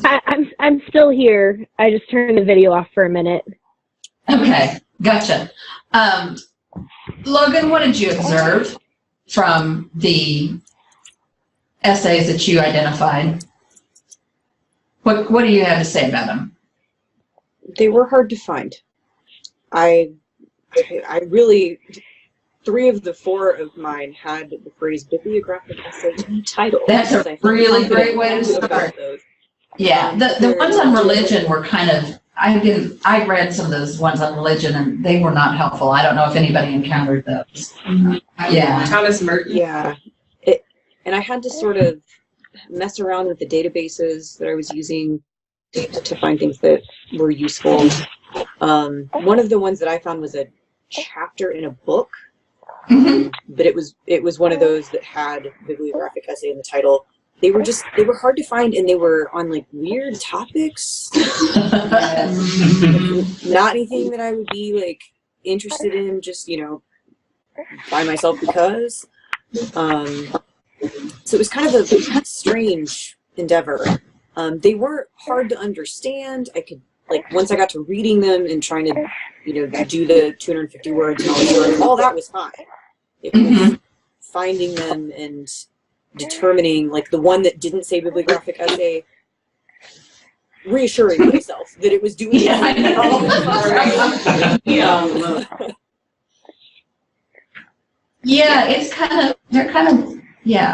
What about organization? Had faulty search terms or something if I just wasn't using the right words. Nope, you didn't. No, we were the 3 of us were texting back and forth on. I almost dropped this class on Friday. Oh, please don't do that. Just kidding. That's just your number. But we were just going, okay, is this? Are we looking in the right place? How are we searching for this? What are we finding? I felt like I was a complete noob when it came to the databases trying to find anything. I was like, I've been looking at these things for years and here I am not knowing what to do. And not being able to find what I thought I was going to. And 2 of mine said bibliographic essay in it just because I was petrified that I was going to pick wrong. And I've never, never is a strong term. It's been a really long time since I was that unsure of an assignment, turning it in, going, you know what, it'll be what it is, and I've done the best that I can, and that's just gonna have to be good enough. That's not typically my philosophy ever. And I want to reassure you that when I see that you're doing the work, I will do everything I can to help you, and you get to revise. Whoa! Yeah. You know, maybe I played a little fast and loose with bibliographic essay. Listening to everyone else. Yeah, this assignment didn't take very long. No, but it did. It took me longer than I thought. So, Dr. Stewart, I'm guessing you knew this was going to happen. Yes. And she Okay. lived And she was. That's really easy to do week one. I did the assignment myself. Of course. I mean, I didn't write it, but I did the search because I always have to do searches to make sure it's.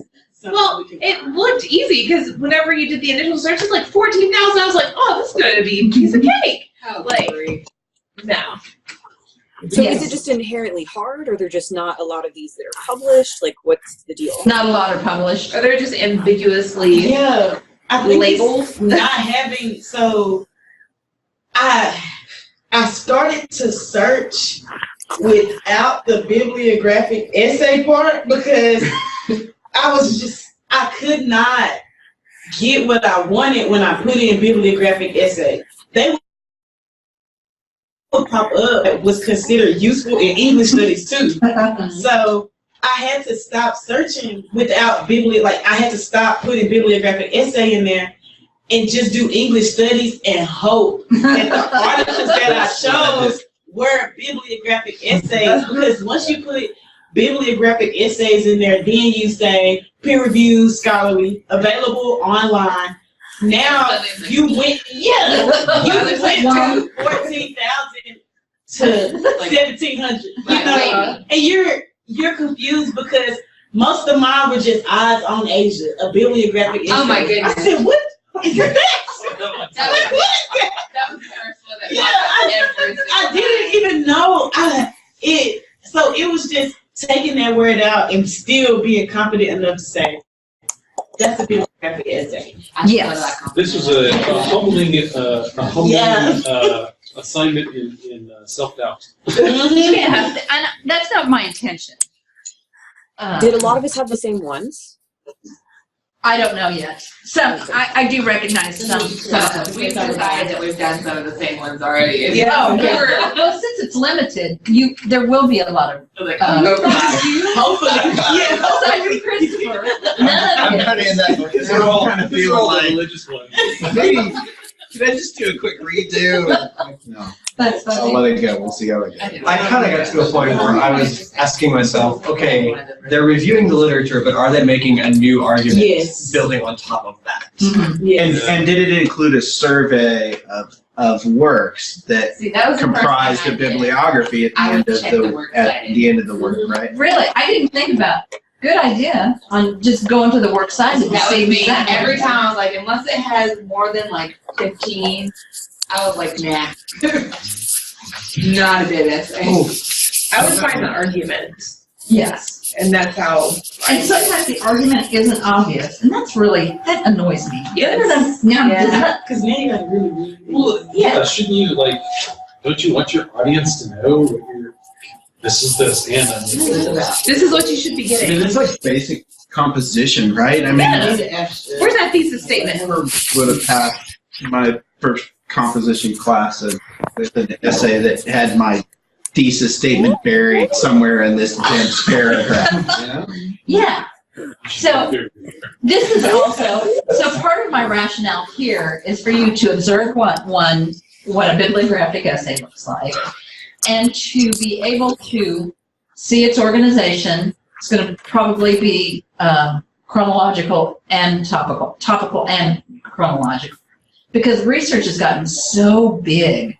You know, when they were doing research in the 50s and 60s, they weren't doing scholarship like this. It was all the critics analyzing the text. They didn't rely on anything else. And but with theory, it exploded the notion of what research means and is and how it operates. So now it's a really different story when it comes to researching. So did everybody get to see my MLA book? Oh, yeah.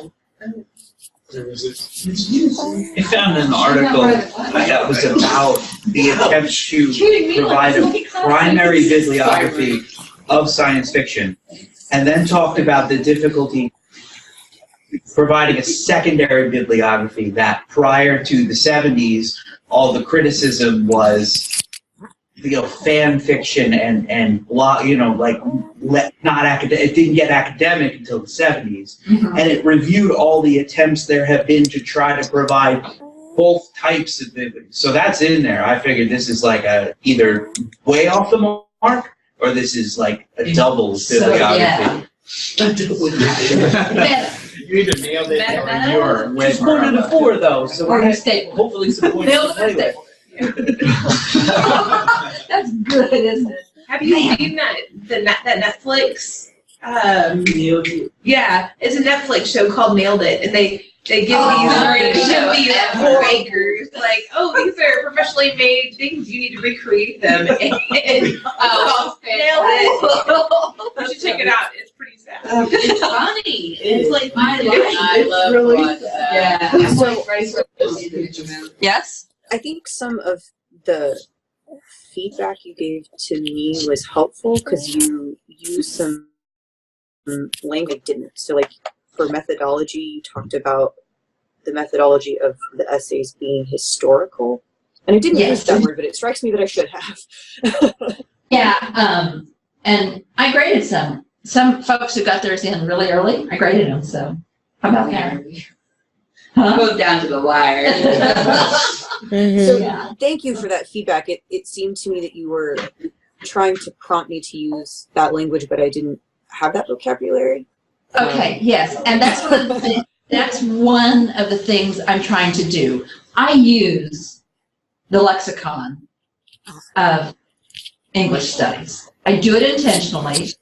I try to talk up, so some of you might not have experienced the kind of language, the density, but I always explain it when I use a word, and I use lexicon all the time because for about a year I could never remember the term. So I will ask you at some point, what's that term I never can remember? And you'll say lexicon. Yeah. Yes. So I'm helping give you words that you need to know. In terms of historical, and we'll be talking about this, there's been 2 kinds of historical analysis. One was strictly historical, nothing really much else about it. It was placing the text in its time, and it would contribute some historical materials to it. Now the new historicists are Marxists, and so they look at the material conditions, which is a term that is used with Marxism, material conditions. They look at the material conditions that produced the texts and how they talked about individuals. Do you remember, Logan, what I said in your on those comments? About which part? About what I wrote back, because I can't remember what I wrote back. So under whether or not I discussed methodologies, you said generally historical, though essays discussed in the article might have had a particular methodology. So like I said it, but I didn't use the right language. Like I laid out what was happening. It would have made much more sense if I'd been like, this person's methodology was the historical approach. Right. So in a bibliographic essay, there isn't necessarily going to be a methodology. There's not, because the job of a bibliographic essay is to provide the scholarship that's been written without a bias. So it's providing this information, and there can be some bias in it, but it's not going to have a feminist, Marxist, whatever approach. The articles within it might. So that's, and the skills and what were the skills that are needed in putting together a bibliography? Gathering relevant texts. Yes. Database uses. I'm sorry, Mike, what did you say? Isn't that in there? Yeah. Yes. Yeah. Yes. Getting your search skills down, your database skills down, and thinking, I mean, one of the biggest things you have to do is think outside what's in front of you. And find key terms and look at that works cited. Now, so there's skills, there's methods. What's methods again? Do you remember? Qualitative and quantitative.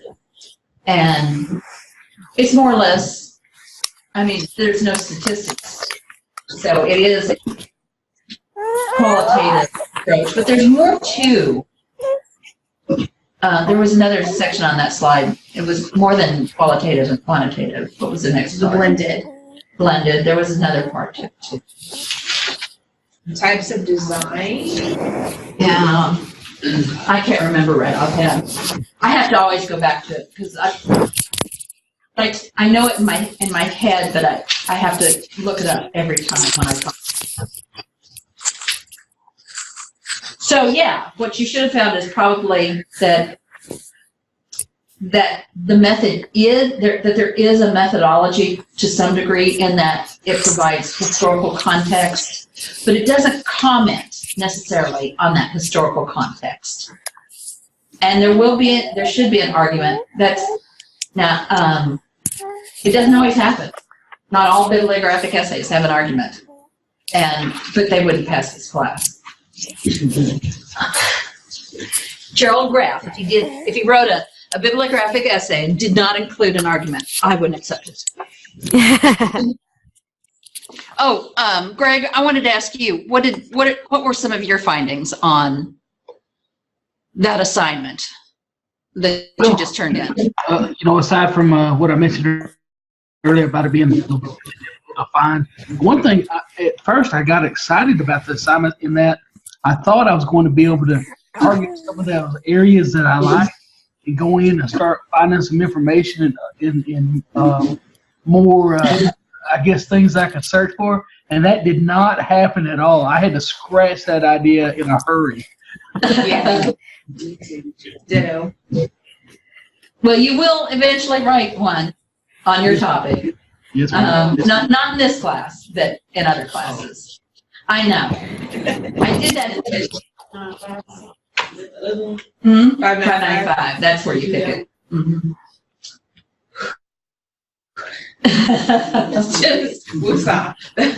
That comes at a different time. Melissa, what about you? Oh, look there. Yeah, sorry. No, that's fine. I had to turn off the video because she needed to eat. Sorry. That's all right. But I think the time was my biggest challenge, and I that's one of the reasons I'm on tonight is I'm sitting here going, I can, tune in and participate in the discussion and save myself the time that I spent working on the reflection over the discussion that I could have been spending on the assignment. Exactly. And so that's, the biggest thing was time.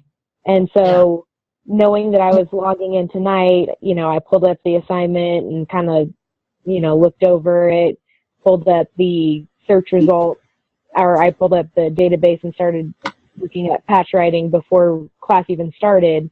And so the time was the biggest issue for me. Mm-hmm. And so, what were your findings regarding the bibliographic essays that you identified? What was your takeaway? My takeaway from doing the bibliographic essays, I need to do a lot more practice with identifying skills, methods, and methodologies. I don't think I really got all the way there in what I wrote on my responses for each of those entries. I don't think I quite got to that point. And so that's something that I'm going to have to really practice and work on moving forward. Well, like I said, there really wasn't the skills. Yeah, there are definitely a lot of skills involved, but in terms of the method and methodology, not really. But is method and methodology to the individual essays that that they discuss. But you didn't have to go to that extent. Yes. We can, so depending on our grade, is that one revisable too? But only if we did not get an A or a B. Yes, you'll find out, won't you? Sometimes I'll just send it back and say, without a grade, you know, because there's no point. Yeah. And this is a learning. I assume that nobody knows anything about research in here. So I'm starting at the beginning. And see what you found out was starting at the beginning? Who knew? Abigail, what was your takeaway from the assignment? Pretty much just tighten everything up. My MLA was pretty sloppy, and I'm so used to everything being a suggestion that I didn't take the rubric as this is what it needs to be. In terms of search, I actually had a pretty easy time with that, except for finding my last one, and I had to go back about 2 times to find out my last text for that. Okay. It's good to know, because I want to know what things you've encountered in this whole process. Like, I pulled out 8 texts that I really thought were good bets, and I went ahead and printed them off before I left for the weekend. And then in reviewing them, I had to trash 5 of them. I had 3 that I felt were pretty solid, but I was going to have to go find another one. And yeah, I wasn't expecting it to be quite like that. I got sneaky assignments. Because I thought I was doing good. Like I had 4 alternatives. Like I'm like, oh, I'm gonna be sitting pretty. No, that was not. I didn't actually mean this to be a sneaky assignment, but got just a few minutes. I'm going to depend on you to actually look at the writing tips when we don't get to them. I have a lot of them this time because what I do is I pick it up from your writing. But this is stuff I encounter every time. And so it's really nice for me to put it all in one place. So on the writing tips, I put PDF or HTML. PDF whenever it's available. So I'm going to find this article because you need your page numbers. Now, not all articles are in PDF. I couldn't get it to load. There were a couple that had PDF, and I couldn't. Yeah. Was it really slow? Yeah. I had to go in particular just several times. Or I have one. There was one that I clicked on. I can't remember what the title of it was, but it would show up in our catalog, and then I would click on it, and then it's not there. Not available. Yeah. Like, yeah, that's happened. That happens. I was like, what on earth? Just there. What are you talking about? Yeah. Plus you can annotate. I'm trying to show it itself. Yes, you can. Super, super duper. So here is the full text in HTML. Here is the full text PDF. Right. Ta-da. If we happen to have a source that there's not a PDF available and there aren't page numbers and that sort of thing, how would you want us to do our in-text or works cited on that?